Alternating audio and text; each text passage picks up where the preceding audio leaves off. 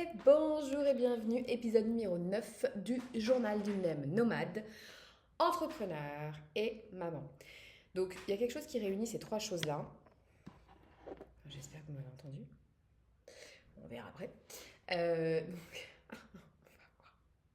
Il y a quelque chose qui réunit ces trois choses-là, c'est des prises de décision. Voilà, quand on est amené, excusez-moi, quand on est amené à décider d'organiser sa vie entre ici et ailleurs, ou on veut voilà, organiser un voyage ou vivre vraiment voilà, un peu comme un ou une nomade. Moi j'ai fait 18 ans de ma vie parce que j'avais envie aussi, à faire en sorte d'être à peu près 5 à 6 mois par an à Paris et puis le reste en voyage.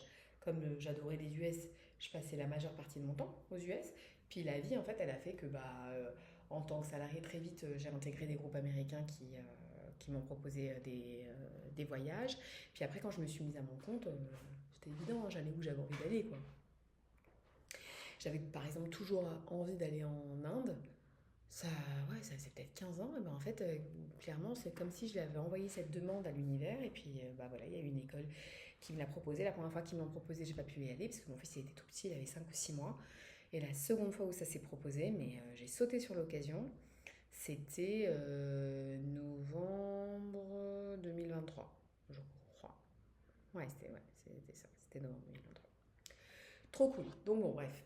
Il y a un point qui rassemble tout ça, donc l'entrepreneuriat, le côté parent et le nomadisme, c'est la prise de décision. Je me suis jamais connue hésitante jusqu'à un certain temps. Je sais que moi, l'hésitation chez moi, elle est apparue à partir de 2020. Voilà, alors, parce que pendant la période Covid, il y a eu plusieurs choses. Ah, déjà, fin 2018, voilà, je l'ai vraiment accepté à partir du printemps 2019. J'ai vécu voilà, un gros chagrin d'amour et franchement, c'était pas le premier, mais c'était gros.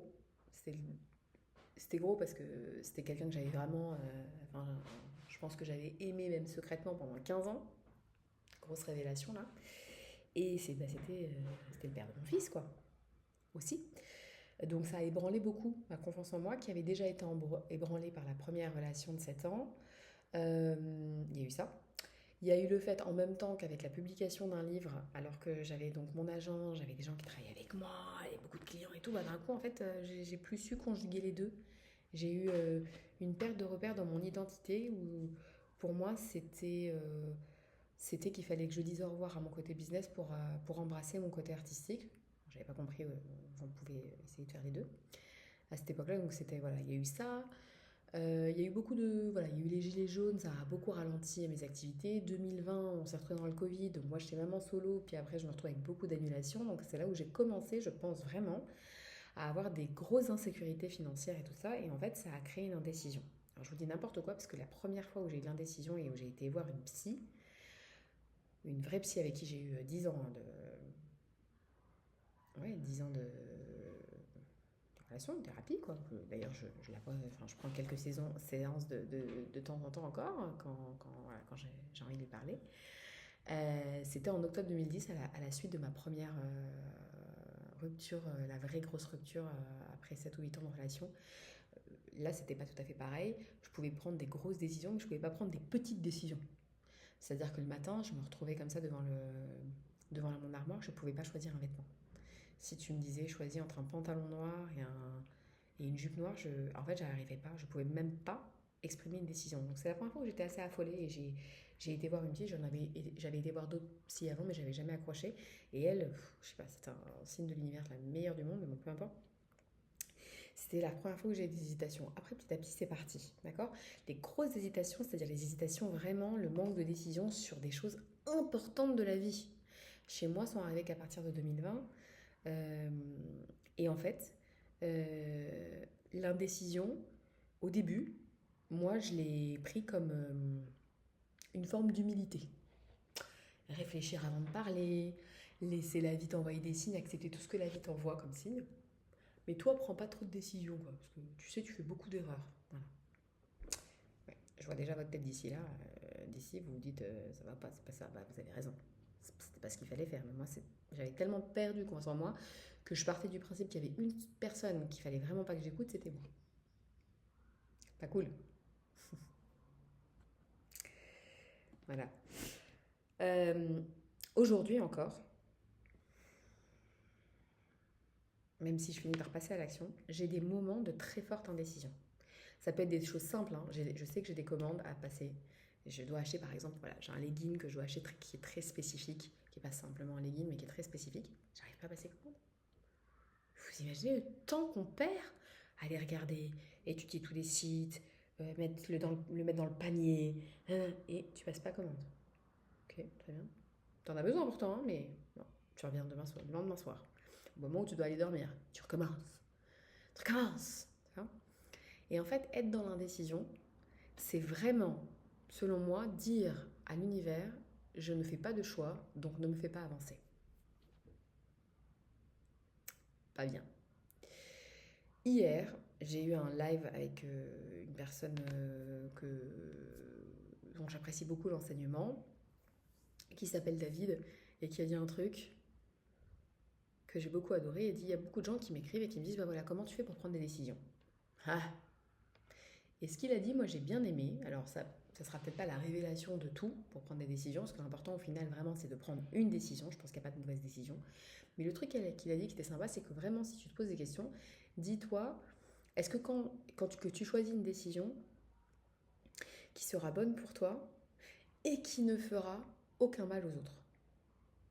Donc idéalement, il faut qu'elle soit bonne pour toi et bonne pour les autres, mais au moins si elle est bonne pour toi, qu'elle ne fasse pas de mal aux autres.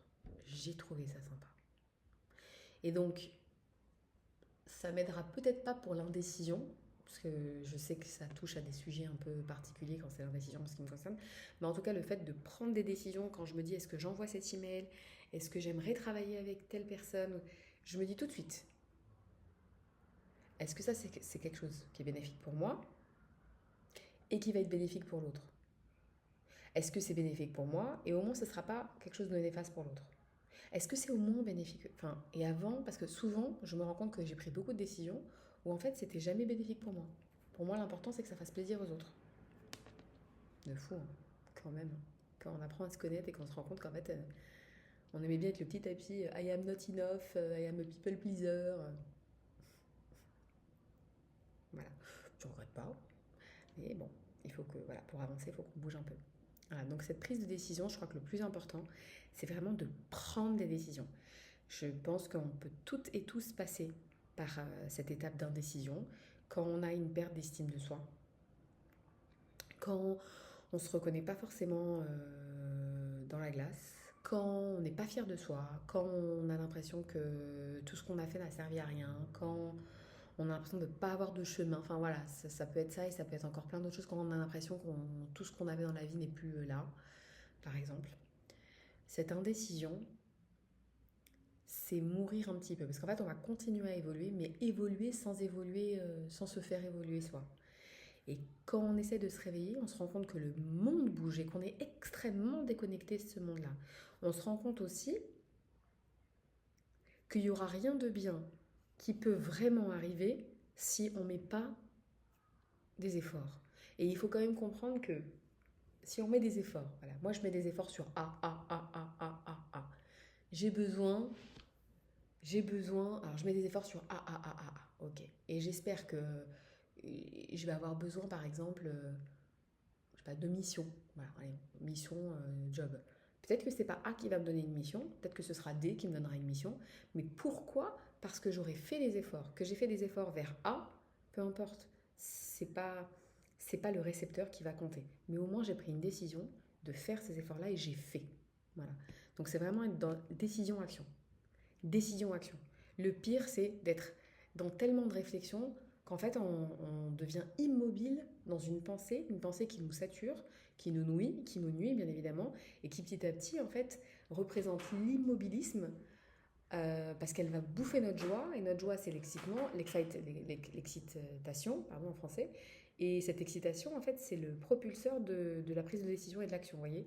Donc, en fait, il faut sortir de ça. Quand on est dans une torpille, comme ça, une tornade, qu'est-ce que je raconte? Moi, je parle plus français.